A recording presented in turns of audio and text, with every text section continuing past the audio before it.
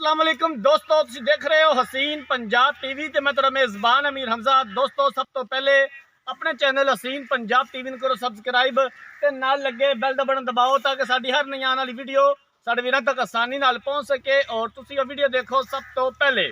अज जनाब अपने वीरां भरावां वास्ते एक तीजन मई की वीडियो लैके हाजिर होए हैं। तीसरा सूबा सूई है, माशाल्लाह बड़ी खूबसूरत है, स्याह काली है और थब्बे का हवाना है। कैमरामैन साहब मझ दिखावणगे। मैनू पूरी उम्मीद है कि मझ मेरे वीरां भरावां नू पसंद आएगी। वीडियो अच्छी लगे तो लाइक तो शेयर जरूर करना है। माशाल्लाह बड़ी खूबसूरत है, कद चंगा, वेल चंगी, थान बड़ा खूबसूरत है माशाल्लाह, पूरा मुठ पर थान है और सोहनियां विरला ने माशाल्लाह। थब्बे का हवाना झोटी दे कोले, बड़ी खूबसूरत माशाल्लाह, कालियां अखां, स्याह काली सिर तो लैके पैरों तक। तीसरा सूबा सूई है। बाकी सारिया गल्लां बातां मालकां दी जुबानी मालकां कोलों पुछ लवांगे। सारे गल बात तफसील दे नाल पुछ लवांगे। लोकेशन है जनाब आरफ वाला, जिला पाकपतन, तहसील आरिफ वाला।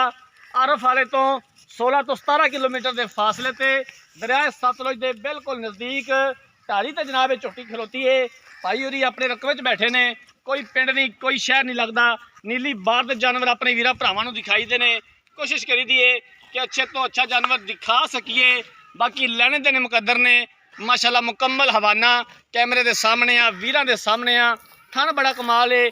तीसरा सूबा मझ सूई है।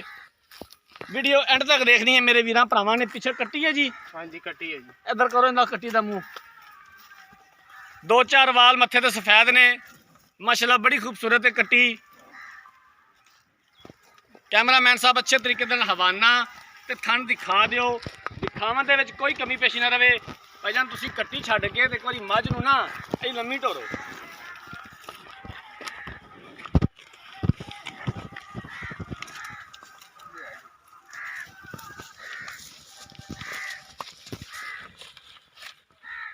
गल्ला नाल नहीं, ओरिजिनल कैमरे की नज़र माशाल्लाह, बड़ा खूबसूरत हवाना है।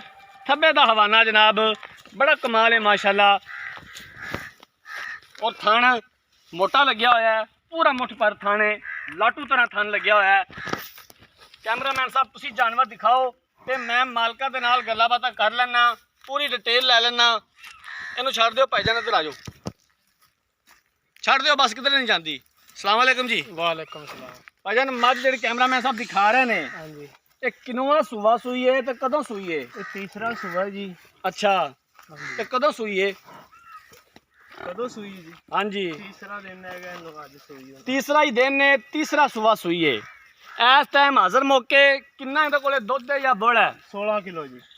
16 किलो हाजिर मौके। हाँ जी, ठीक हो गया। कोई थना का वाधा घाटा, कोई किसी किस्म का मसला मसाइल? तो साडी गारंटी होगी। सोहनी गल है।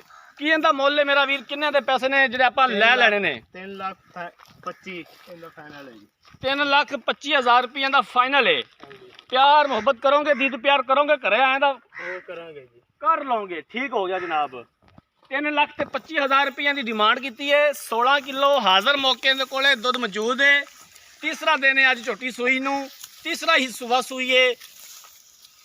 बाकी हर तरह की मुकम्मल गारंटी होएगी।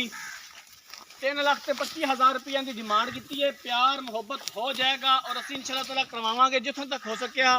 अगर किसी वीर भरा ने यह जानवर खरीदना है, राबता नंबर 0312 612 2054, इस नंबर पर व्हाट्सएप बनी है।